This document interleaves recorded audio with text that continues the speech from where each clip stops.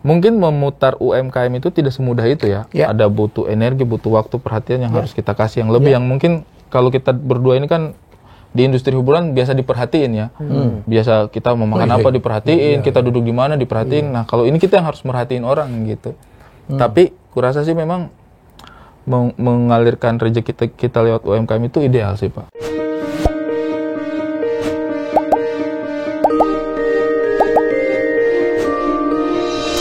Hai, salam sukses. Masih dalam Helmi Bicara Pemburu Cuan, dan tamu saya kali ini hebat sih ya. Dua public figure, selebriti yang membuat bisnis. Kita lihat bisnisnya apa? Ternyata baru dibuat dan langsung cabangnya banyak. Ada Arya Saloka dan ada Ari Kritik. Dua-dua namanya A ya? AR.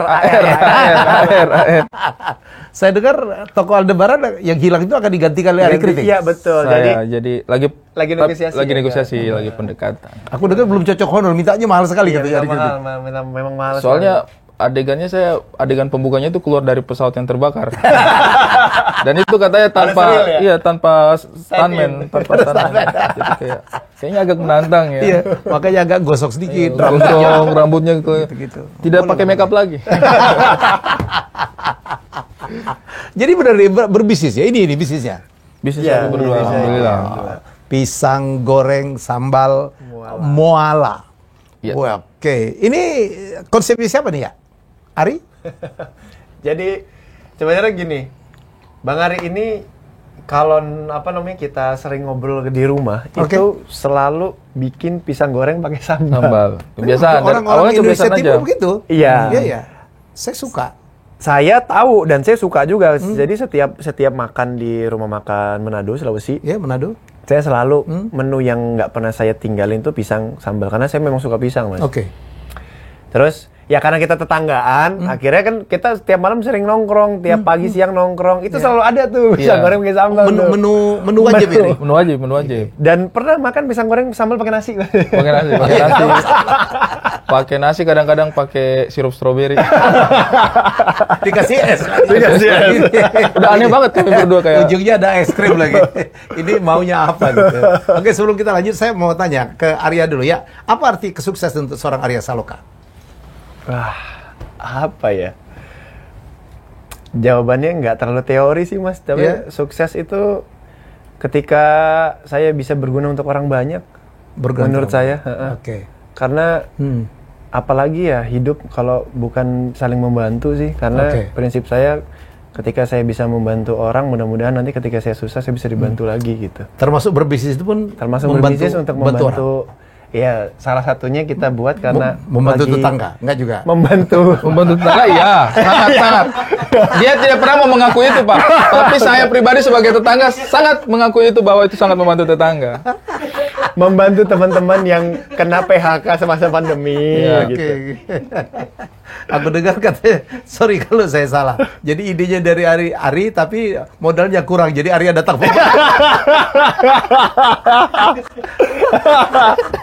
Itu malam-malam ngomongnya udah nggak enak banget kayak, aduh, giliran butuh modal aja kau datang gitu, tapi nggak apa-apa lah, kita udah bertetangga sekian lama, kayaknya ini boleh deh. Kayaknya ini boleh. Ikhtiar dulu ya kan, Pak. Ikhtiar aja dulu. Iyalah, daripada nyolok ya kan. Iya, daripada nyolok. Tawa-ketawa aja dia. Emang lu butuh berapa? Iya. Segini ya. Tahu dia makin tahu. Kecil kali dia. Mau lu butuh segitu murah ini. Berat banget sih lu. Alhamdulillah Arya. Terima kasih Allah, berikan rezeki lagi ke dia supaya bisa minjem, supaya bisa balik ke sini, supaya memperbesar pinjaman. Jadi ini minjam atau invest sebenarnya? Invest. Tapi jangan-jangan ada Ari betul-betul ada minjam ke Arya Aga. Ada, tapi jangan dibicarakan di sini ya.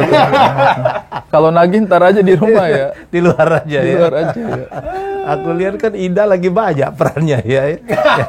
Wedding arrangement ya. Wedding agreement. Saya nonton kemarin di net ini, keren banget. Suka banget. Netflix ya? Disney ya? Nggak Netflix lah. Saya 2 episode pertama masih nonton, Pak. Makin kesini kayaknya saya Cemburu Nggak, saya sekali nonton filmnya. Oh, cemburu ya? Saya cemburu sekali. Saya kayaknya Aku kira tidak dia berubah sanggup. pikiran ya. Iya, aduh, main di enggak situ. lah. Kayaknya agak terlalu real ini.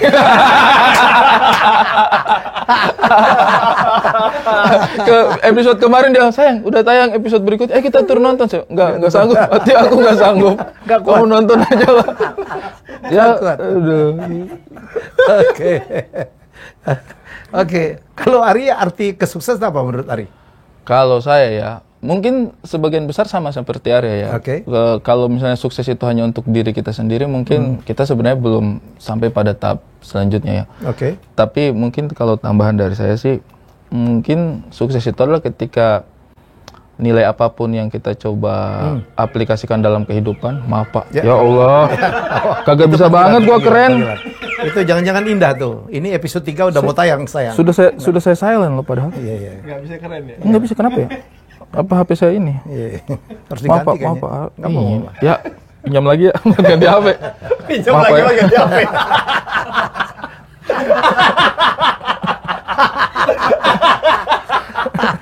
Panselnya di sana. Oke.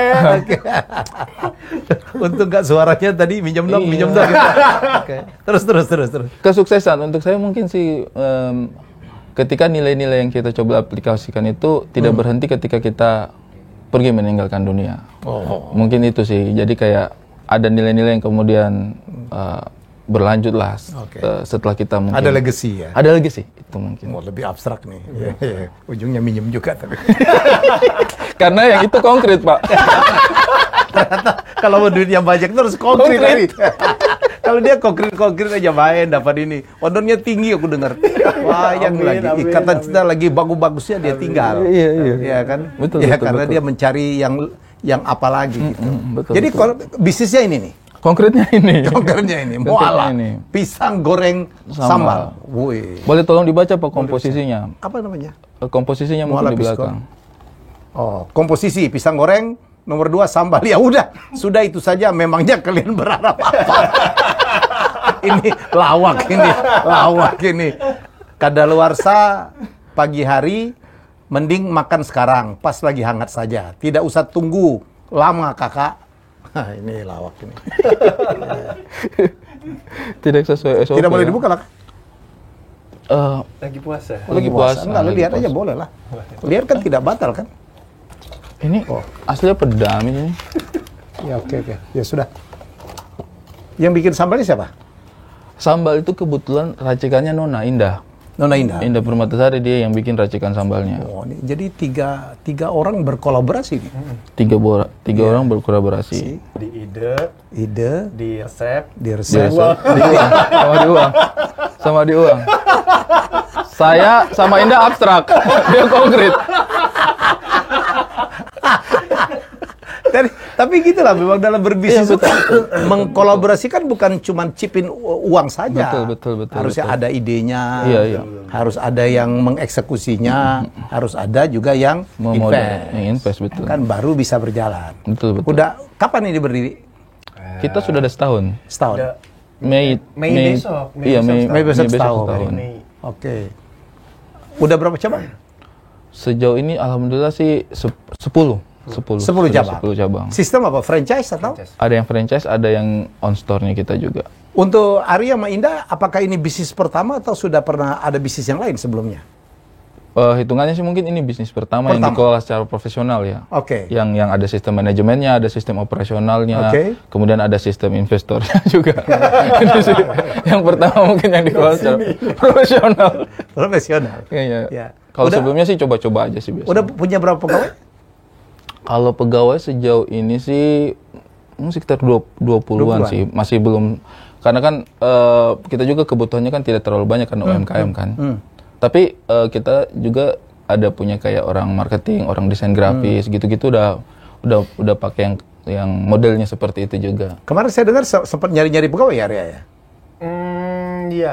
Tapi itu waktu itu untuk Kokoni sih. Untuk Kokoni. Untuk Kokoni. Ya bisnis bapaknya banyak banget. Bapaknya banyak banget. Makanya saya Apapun dia kecipratan masuk. satu tuh happy.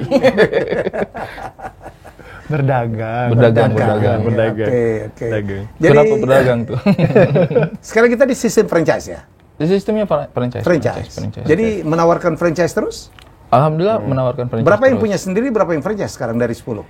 Kita itu sendiri itu waktu itu ada satu di Kuningan, terus sama di Moi ya. Di Moi. Di Moi waktu itu satu, tapi apa namanya akhirnya Moi kita tarik, yang di Kuningan kita pindahin, kita pindahin ke sini, Ke Kemang. ke Kemang, ke Sate Kato. dekat dong ya. Sate Kato Ke dekat. Sate Kato belakang. Oke. Gitu. Pakai pisang apa, Ri?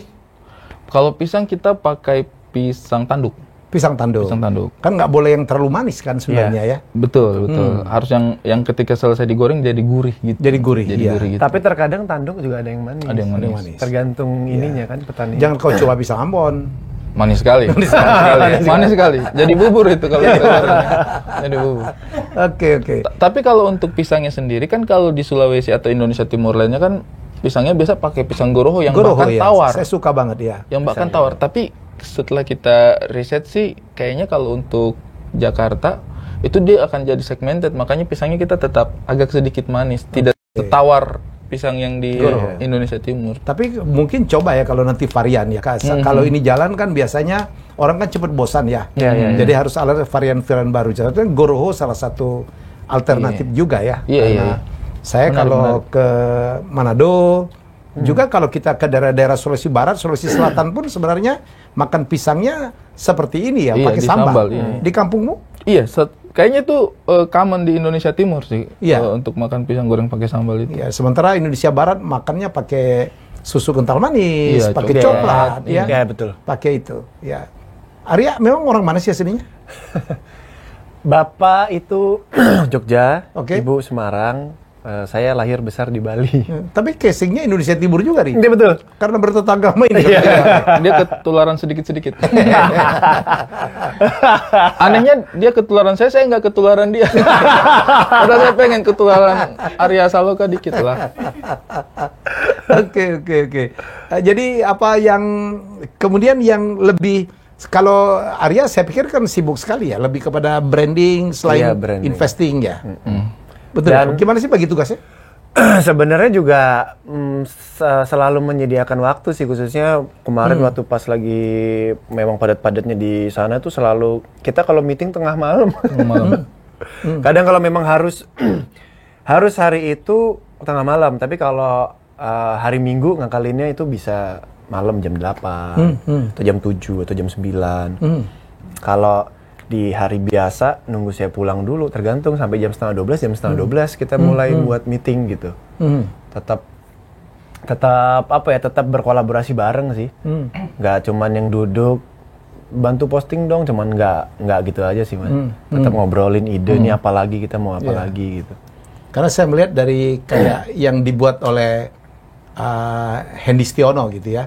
Memang dia bikin beberapa bisnis kuliner gini, memang di branding ke salah satu influencer ya.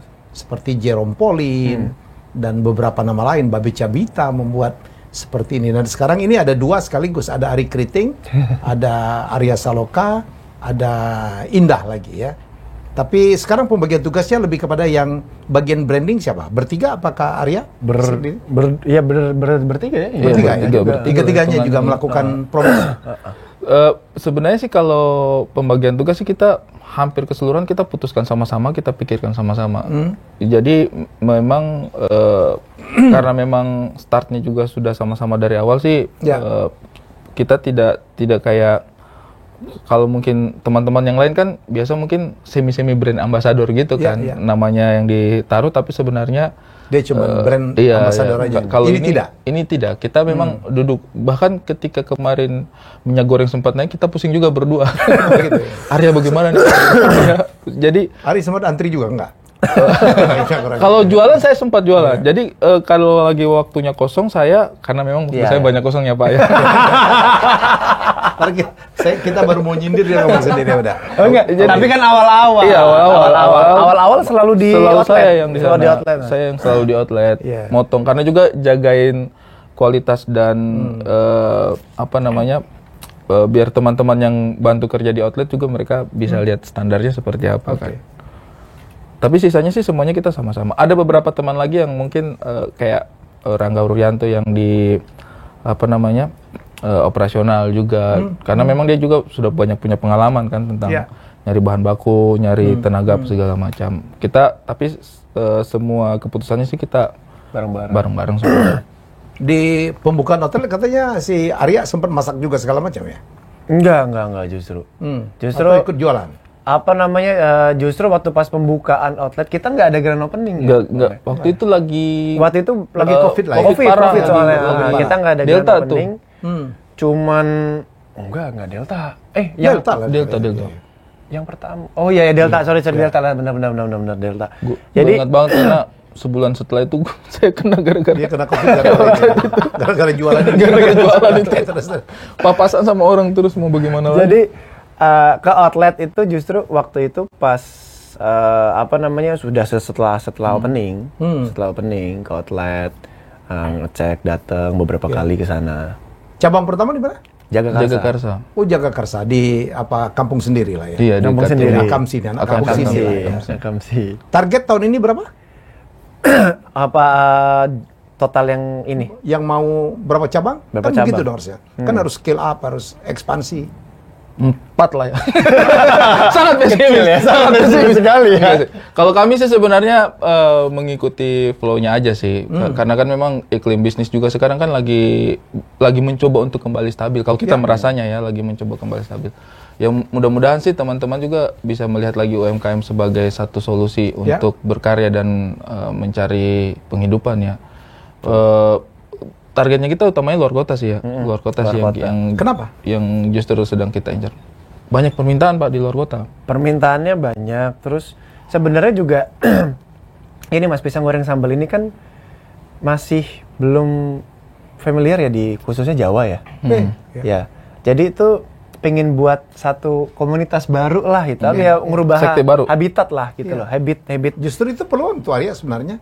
Daripada kau masuk ke industri yang pemainnya sudah banyak. Betul. Jadi memang pingin sekaligus kalau saya itu memang ingin memperkenalkan sesuatu yang ini Indonesia banget tapi orang tuh nggak tahu, banyak yang nggak tahu. Banyak nggak tahu, betul. Kita nggak usah ngomongin anak-anak, orang dewasa pun itu, hah? Emang ada bisa pakai sambal? Banyak saling begitu. Contoh, siapa yang awalnya nggak suka dan nggak suka Ko Ernest? Ernest Prakarsa. Dia lihat begini kan. Ini pisang atau apa nih?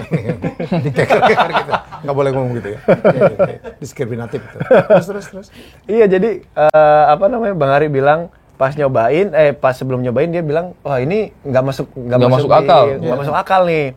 Akhirnya dicoba masih nggak terima dia. Dia WhatsApp tuh, ya. Sorry banget nih, jualan lu nih ya, gue udah dukung, gue udah support, gue udah beli, tapi kayaknya gue nggak masuk deh. Iya. Pertama, gue bilang, oh ya nggak apa-apa kok, terima kasih. Cuman dia penasaran, beli lagi dia. Abis itu sekarang menurut dia top ranknya pisang goreng itu pasangannya sambal. Artinya kalau belajar dari situ, experiencing itu menjadi satu hal yang penting ya. Iya. Jadi kalau menurut saya dulu pertama juga waktu saya pertama makan ini waktu saya ke Manado, Garoho itu. Apa iya makan pisang goreng pakai sambal? Begitu kita coba kok enak, habis itu ketagihan kita.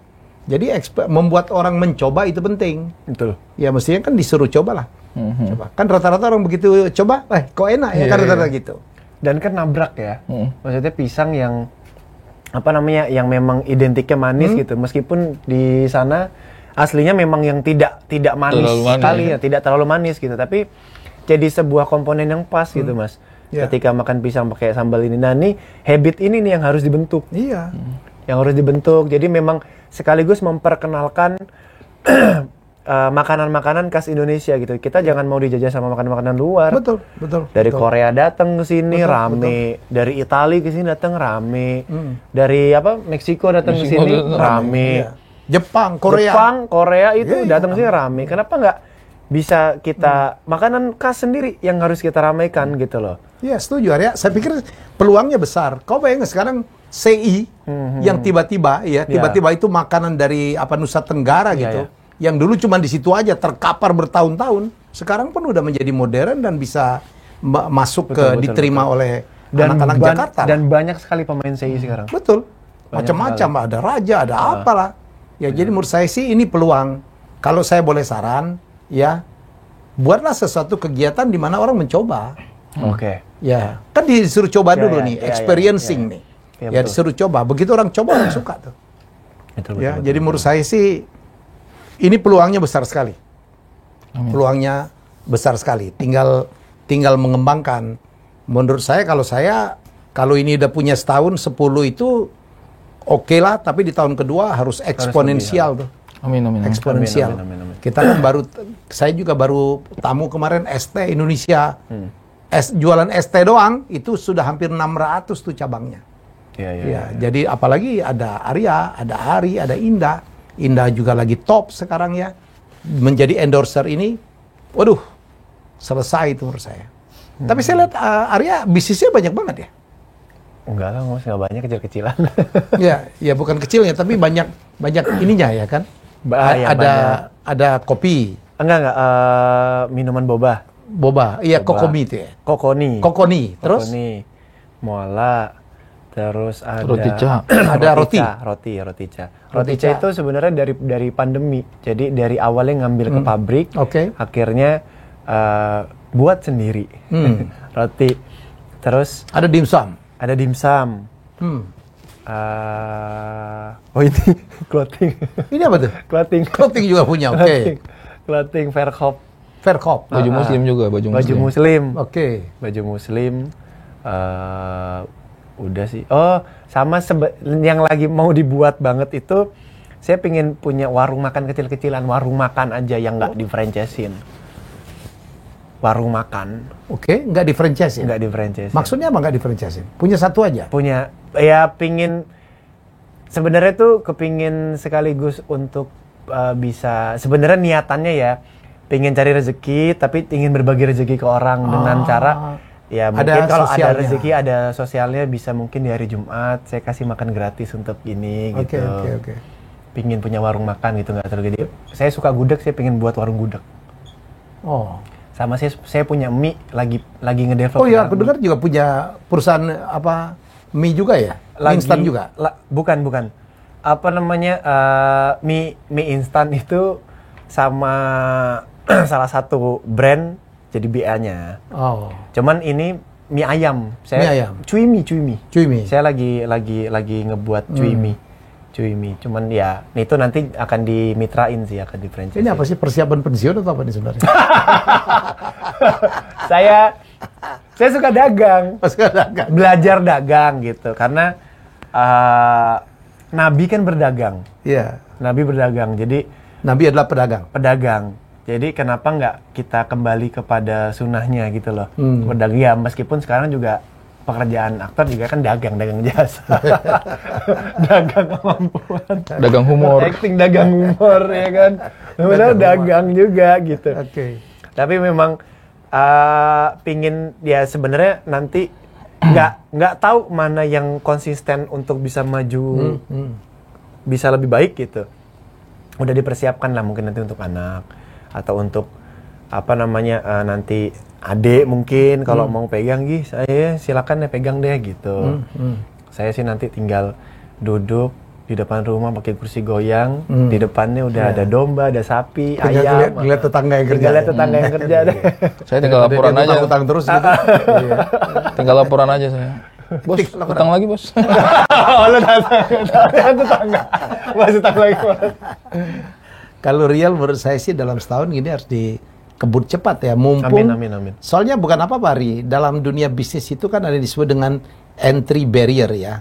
Entry barrier itu barrier untuk orang supaya jangan masuk. Entry barrier-nya itu artinya kalau ini kecil sekali ya. Orang melihat ide ini, orang bisa tiru dengan gampang. Iya, betul. Ya, jadi supaya kalaupun orang nanti tiru atau mungkin jangan-jangan sudah ada yang niru, kita harus lari cepat ke depan. Iya, betul. Jadi menurut saya sih ini saran saya aja. Ya, 10 kurang tuh.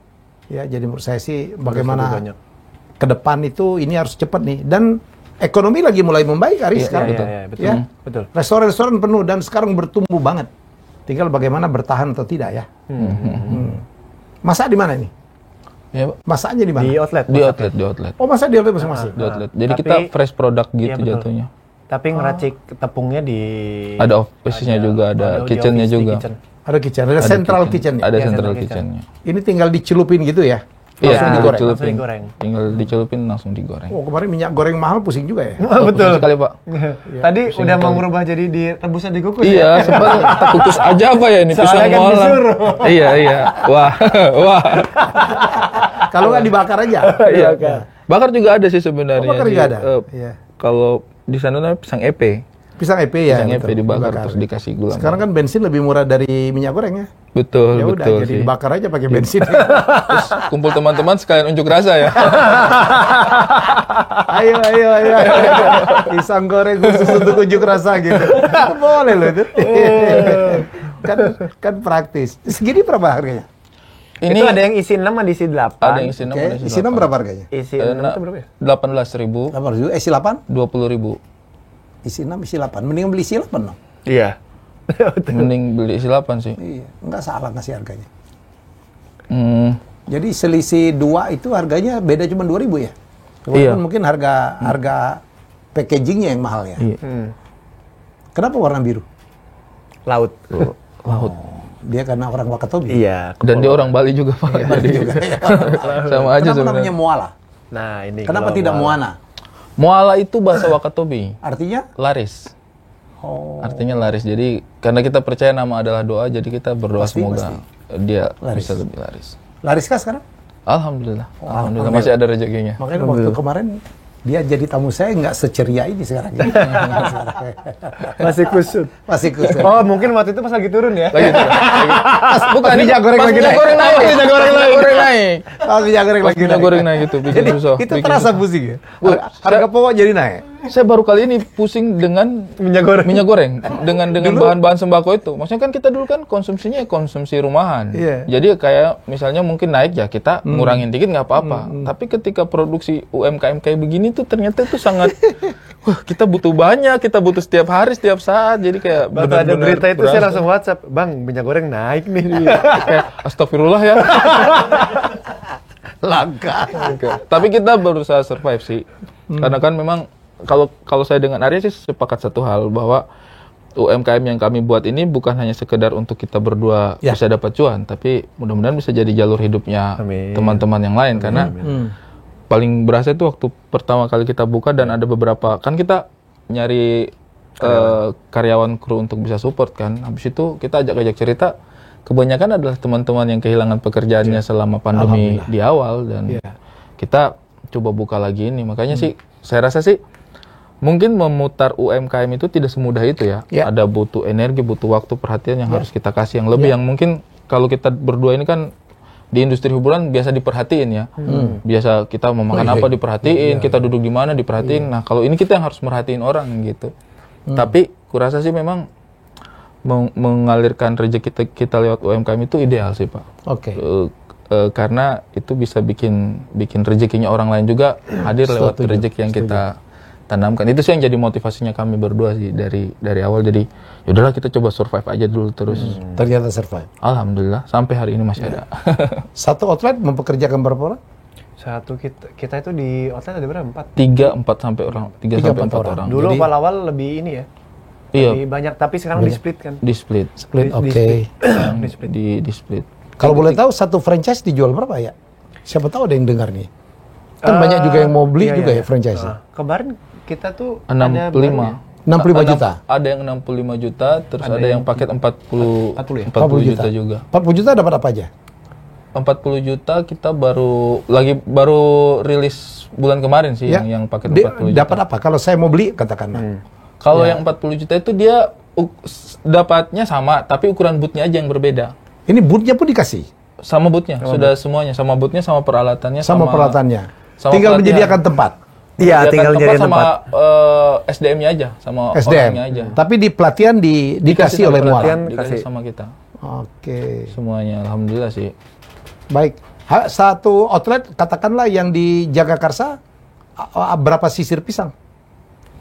Kita itu bisa sampai mungkin sekitar 200-an lebih lah untuk tapi dia per buah karena kan pisang tanduk kan. Pisang tanduk ya. Dia per buah sekitar 200 sampai 300 gitu. Karena itu kan sehari bisa kepotong banyak ya. Bisa, iya sehari. Boleh tahu nggak omset sehari berapa? Jagakarsa. Naik turun sih Pak, tapi ya dulu tuh kita cukup pernah ada di 12 juta ya. Sehari? Sehari pernah. Wow. Sekarang dalam seminggu itu ada 11, 12, 10 gitu-gitu pernah tuh. Oke. Bagus dong. Alhamdulillah sih Pak. Kalau sekarang berapa? Sekarang itu udah standar ya. Sudah mulai stabil lagi. Udah mulai stabil di mungkin angka 3 gitu-gitu. 2 tuh masih 2,5. Artinya kalau sebulan sekitar 75-80 juta mesti dapat? Ada. Satu outlet? Ada. Masih bisa sih. Masih bisa sih. Kejar ke situ sih masih dapat. Kalau keuntungan berapa ya? Per harga pokoknya berapa dan marginnya berapa? Bu, ini kita bongkar dapur ini. Biar orang tahu lah. Sebenarnya sih tergantung sama supplier pisangnya juga. Karena dia kan harga pisang bahan turun bakunya naik. pisang. Harga pisang dia turun naik. Belum lagi minyak sekarang. Sama minyak tuh. Sama minyak. Tapi Tepung juga. Tapi yang itu kan maksudnya memang kebutuhannya harganya itu benar-benar bergantung sama harga pasar gitu kan. Kalau pisang ini kan juga dia musiman. Kadang-kadang kalau rame kita bisa dapat 3.000 per buah, 4.000 per buah ya. Dia kalau pisang tanduk itu per buah ya, panjang gitu ya. Per buah panjang gitu. Tinggal dipotong-potong. Tinggal dipotong-potong sesuaikan dengan ukurannya kita. Nah, itu kadang-kadang bisa juga sampai 6.000, 5.000. Jadi tergantung sama supplier pisangnya aja sih. Sama ya itu dia tadi. Tapi kan harga jual kan nggak bisa diganti-ganti ya, Ri? Iya, itu. Harga jual kan nggak bisa diganti-ganti itu, kan? Mas. Nggak bisa diganti-ganti. Itu. Nggak bisa diganti-ganti. Naik turun. Jadi ya itu paling mungkin ngakalinya lewat manajemen itulah. Kapan kita dapat harganya bagus ya mungkin kita nahan di situ. Kalau harganya turun ya kita bisa pakai ketika omsetnya lagi bagus tadi ini untuk nutupin yang naik turunnya tadi itu. Beli pisang dari mana?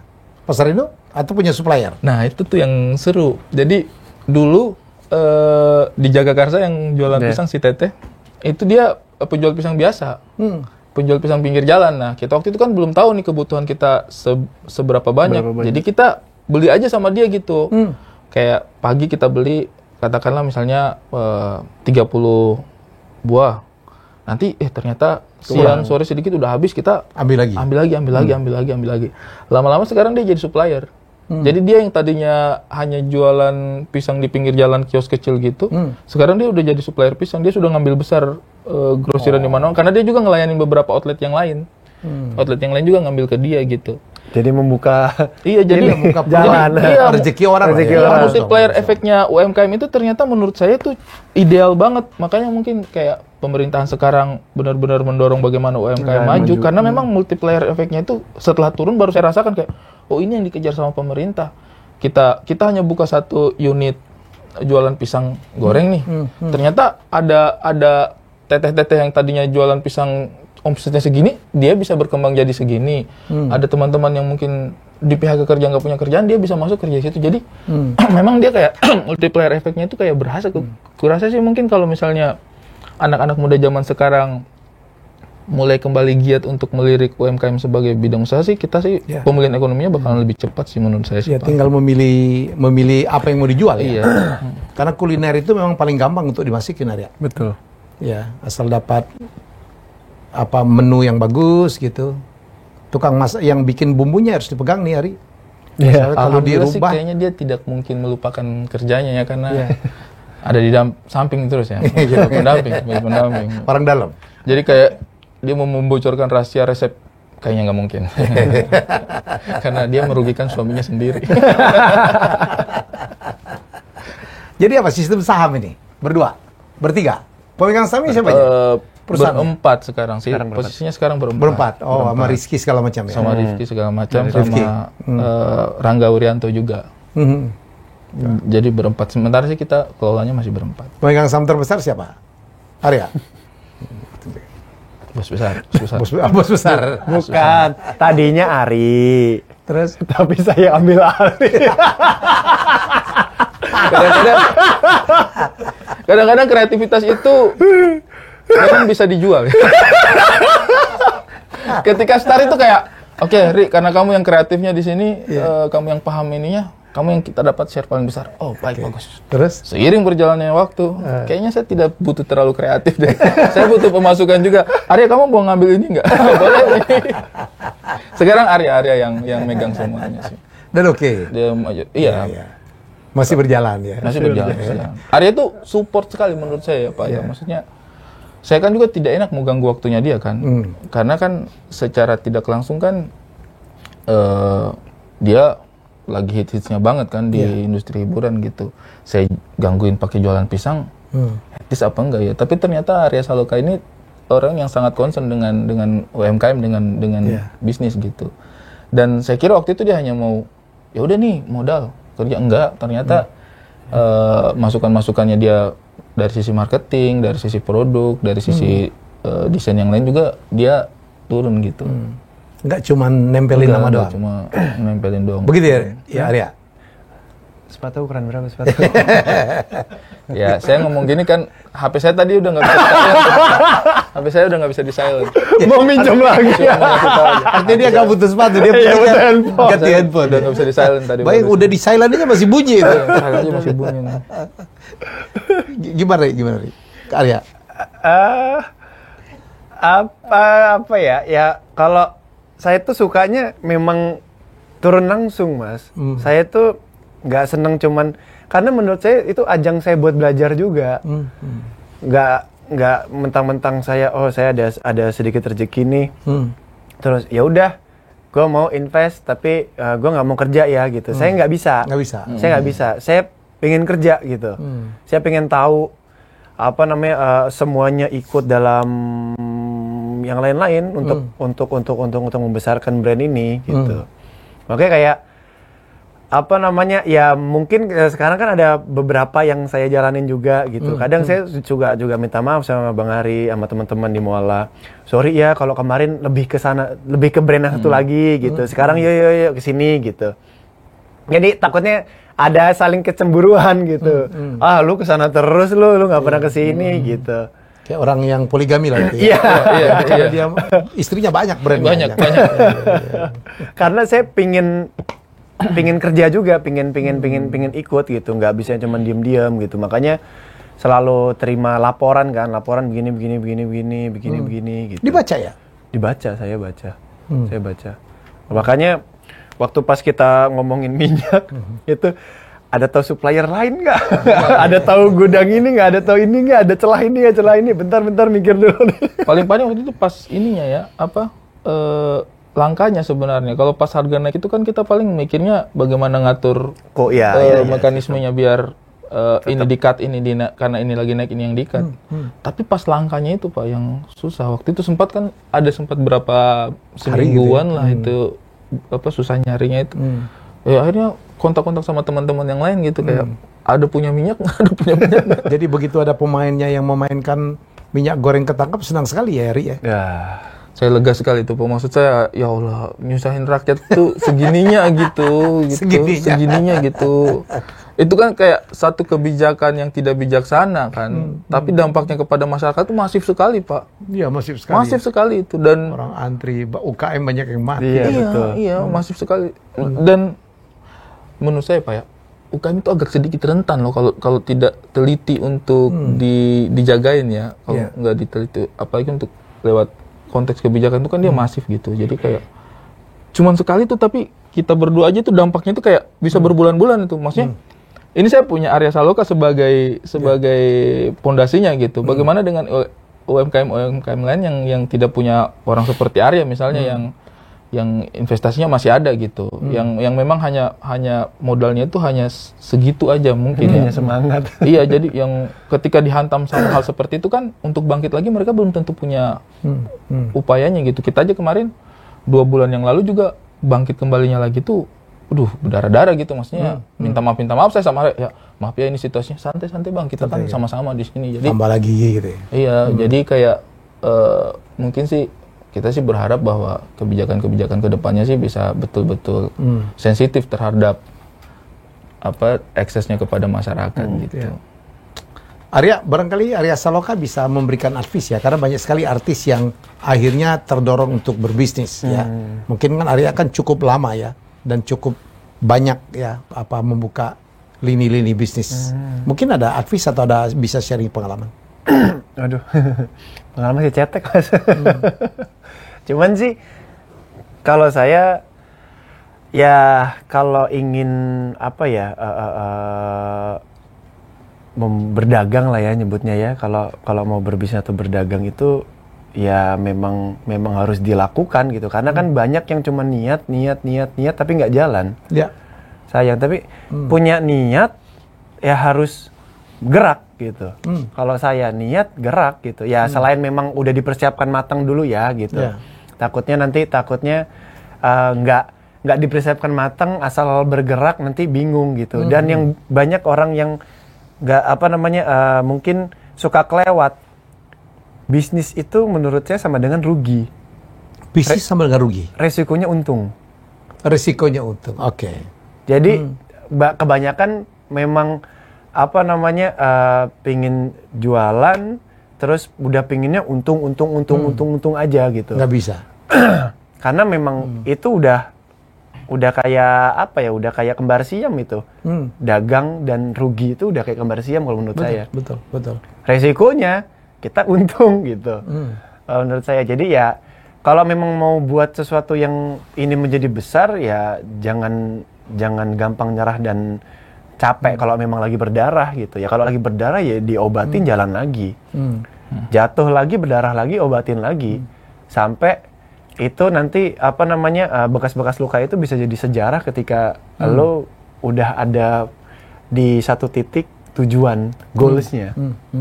Kalau saya gitu. Dan harus ditekunin ya. Dan harus nggak ditekuni. bisa cuman invest aja. Betul, dan harus ditekuni dan kalau bisa terjun langsung gitu. Biar tahu, jangan cuman nanti kok jadi ini rugi nih kok ini kok itu. Ya turun langsung jadi tahu gitu. Untuk Ari, ini kan pengalaman pertama berbisnis. Apa yang didapatkan?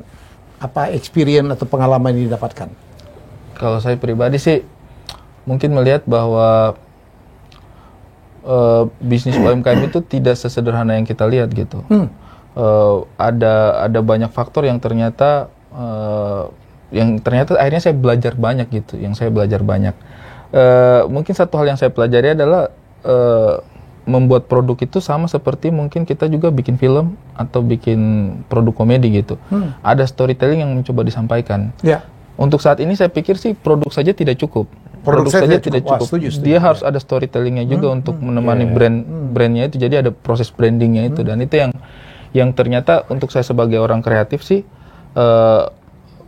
merasa bahwa optimis bahwa di masa yang akan datang perkawinan antara komoditi khas Indonesia dengan kreativitas kita untuk membangun storytelling kepada terhadap produk Indonesia itu mungkin akan menjadi sesuatu yang besar di kemudian hari. Jadi mungkin sekarang sih teman-teman di luar sana juga bisa mencari komoditi apa nih yang ada di daerahnya khasnya masing-masing, kemudian kasih storytelling yang kuat, bikin brandingnya, kemasannya. Ini kan semuanya kan proses kreatif gitu, dari bentukannya, dari pemilihan logonya, warna dan lain sebagainya. Itu semua komunikasi yang dibangun dengan misi kreatif gitu. Dan saya pikir sih itu mungkin yang akan bisa menjadi pembedanya kita di kemudian hari. Ketika kita berjualan hari ini dengan mood seperti ini, mungkin di masa yang akan datang sudah nggak bisa begitu lagi. Kita harus bisa progresif untuk bisa memberikan nilai tambah lah terhadap komoditi khas kita gitu. Jadi itu yang didapatkan oleh Ari ya? Itu yang saya rasakan dari setelah berbisnis. Iya, mengawinkan antara sisi kreatif dengan komoditi itu mungkin di kemudian hari harus banyak kita lakukan gitu. Ya setuju, memang kalau sekarang tidak cukup cuman produknya bagus saja. Harus dikomunikasikan, harus dibikin narasi gitu ya. Ini apa? Jadi menurut saya ya, kalau saya akan saya tambah nih di samping komposisi dan kadaluarsa, mungkin ada sedikit storytelling. Bahwa misalnya pisang goreng pakai sambal itu adalah satu makanan tradisi atau makanan yang memang umum di Indonesia Timur. Wah, itu menarik. Kan banyak produk yang pakai storytelling. Kadang-kadang ini sambalnya dibuat dari apa, yang buat siapa, ada filosofinya. Ya, produk-produk modern seperti itu sih. Di samping memang harus eye catching seperti ini, keren nih. Ini kan desain-desain kalau di Amerika kan Chinese restoran begini nih. Ya, betul. Restoran nasi goreng pun begini dia buat nasi goreng. Ya, jadi oke, saya doakan semoga sukses Arya.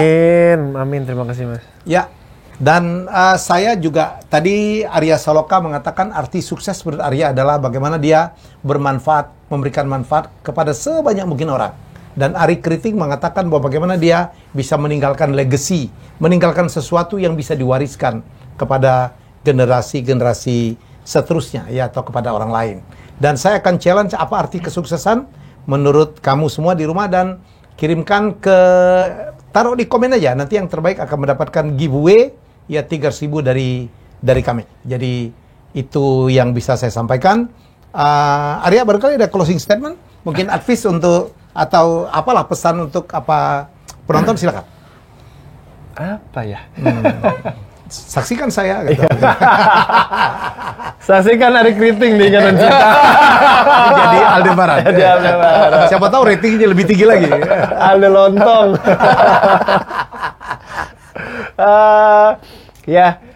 Ya saksikan Helmi Yahya bicara lah. Terus karena saya juga nonton, Mas. Alhamdulillah. Saya juga nonton. Memang sampingan saya kalau saya lagi ngapa-ngapain tuh saya buka-buka YouTube. Nonton Close the Door, nonton Mas Helmi. Banyak yang saya tonton. Terima kasih. Di syuting itu ya, nunggunya juga ya? Iya. Nunggu scene-nya ya? Nunggu scene. Cuman ya itu, paling yang saya lakukan itu kalau misalkan, kadang kan ada sinyal yang bagus, ada sinyal yang enggak gitu. Kalau misalkan sinyal enggak bagus, ada yang harus saya detailin untuk baca terus. Ini kenapa begini sih, kenapa begini, itu saya gunakan gitu. Kalau misalkan enggak, ya udah YouTube, nonton. Baik. Gitu. Ini kalau sinetron stripping itu salah satu ujiannya adalah menghilangkan kebosanan menunggu scene ya. Tunggu scene. Oke. Ari, closing statement mungkin ada yang ingin disampaikan? Kalau saya sih mungkin mau menyampaikan, sekarang kan era digital ya, Mas. Banyak banget orang yang investasinya itu ke arah digital gitu. Kripto lah, NFT dan lain sebagainya. Saya tahu itu mungkin sangat menarik untuk generasi muda sekarang ini. Yeah. Tetapi mungkin di samping hiruk pikuk investasi digital dan lain sebagainya itu, mungkin kita juga harus tetap melihat bahwa sektor real seperti UMKM ini juga menarik gitu. Ya, tidak hanya mengelolanya, tetapi juga manfaat yang kemudian bisa kita beri pada orang lain. Ya. Mungkin kalau kita invest di kripto, invest di NFT dan lain sebagainya, mungkin hasil yang kita dapatkan begitu besar, tapi mungkin itu hanya untuk diri kita sendiri. Tapi kalau UMKM itu, kita juga bisa menjadi ruang rezeki bagi orang lain. Jika ingin berinvestasi, investasilah ke bentuk yang nyata. Marilah kita membuka franchise bersama-sama. Silakan. Ya franchise apa saja ya. Iya, betul. Tapi kalau bisa mual. Ngomongnya pelan tapi maksa. Ya, jadi saya setuju lah ya. Mau sedigital apapun, mau semetaverse apapun, perut tetap saja harus diisi dengan makanan-makanan yang real. Salah satunya pisang goreng sambal muala. Wih, saya dibayar berapa nih? Aduh, gila, luar biasa ini. Oke, jadi terima kasih sudah bersama saya hampir 1 jam. Semoga kita mendapatkan inspirasi. Saya pikir banyak kali ya. Inspirasi kali ini bagaimana kita mengangkat kelokalan ya. Nggak perlu latah-latah dengan makanan-makanan dari asing saja. Indonesia dapat demikian banyak. Challenge kita adalah bagaimana membuatnya menjadi modern, bagaimana membuatnya menjadi anak-anak suka ya. Dan kalau bisa ada digital di situ, bagaimana dipasarkan juga secara digital, itu adalah challenge kita ke depan. Baik, sukses untuk kita semua dan kita jumpa lagi dalam episode selanjutnya. Bye-bye. Wismilak Diplomat merupakan rokok kretek filter bergengsi yang memberikan kenikmatan optimal bagi para perokok sukses. Wismilak Diplomat akan terus dihormati sebagai merek bergengsi dan terus memberikan kualitas pengalaman merokok yang tidak tergoyahkan dalam pemenuhan kebutuhan inovasi produk untuk mencapai kesuksesan. Untuk para viewers, boleh tuliskan di kolom komentar apa arti kesuksesan bagi Anda. Akan ada giveaway yang dibagikan untuk komentar terbaik. Giveaway sebesar Rp300.000.